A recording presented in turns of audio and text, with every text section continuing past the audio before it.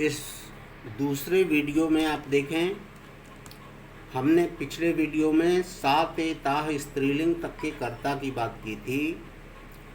नपुंसक लिंग अगर कर्ता हो, जैसे पत्रम पत्रे पत्राणि, तो वहाँ पर हम सर्वनाम शब्द का प्रयोग करने के लिए पत्रम पत्रे पत्राणि के स्थान पर तत् ते तानि इन शब्दों का प्रयोग करेंगे। नीचे इन सभी के अर्थ दिए हुए हैं। सह मतलब वह, वे दो, वे सब। इसी प्रकार ये सब में देखिए इनके अर्थ दिए हुए हैं। आप इन अर्थों को ध्यान रखें। सबसे पहले प्रथमा विभक्ति के इन रूपों को याद करें और उसके इन हिंदी अर्थों को ध्यान में रखें। तत्पश्चात वाक्यों में प्रयोग होने पर इनको आप समझकर कि कौन सा लिंग है वाक्य में और कौन सा वचन है, उसके अनुसार इनका प्रयोग करें। आइए हम दूसरे नंबर पर अब एतत् का प्रयोग करते हैं।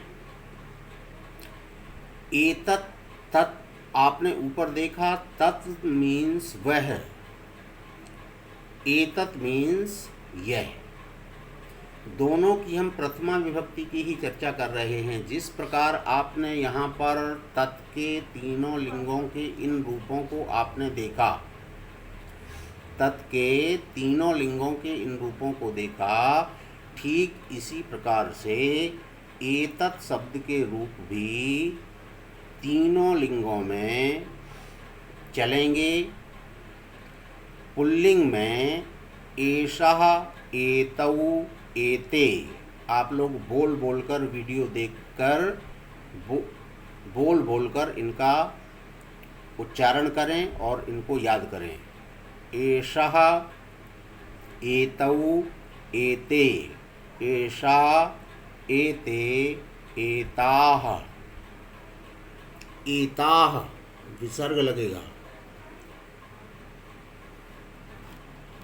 एतत्,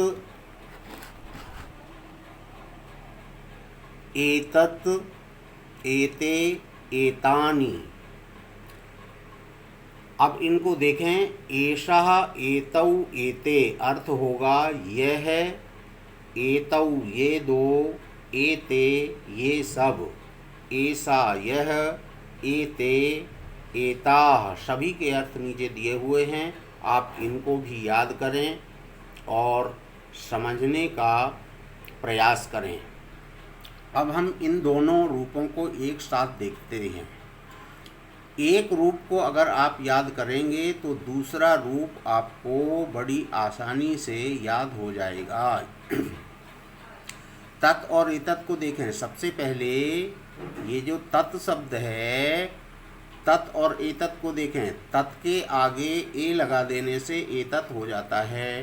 ठीक इसी प्रकार से सह शब्द के आगे ए लगा, लेकिन ये सा मूर्धन्य सा हो गया है, षटकोण वाला सा हो गया है दंत सा की जगह।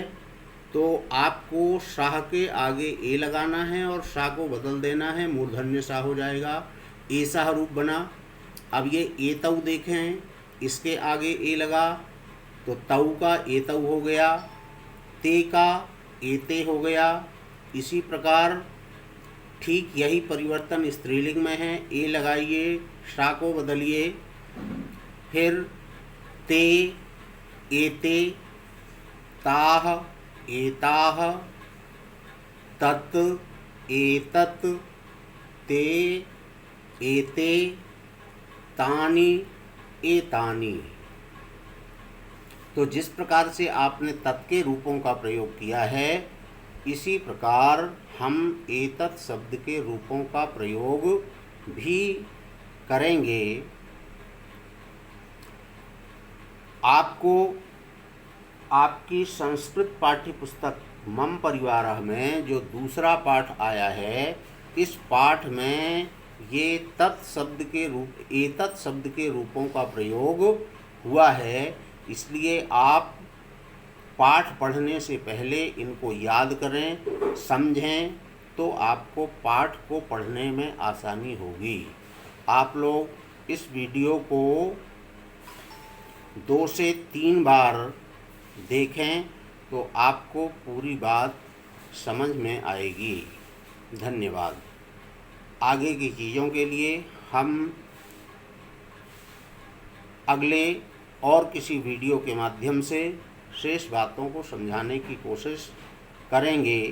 किम सर्वनाम की चर्चा हम आगे के वीडियो में करेंगे।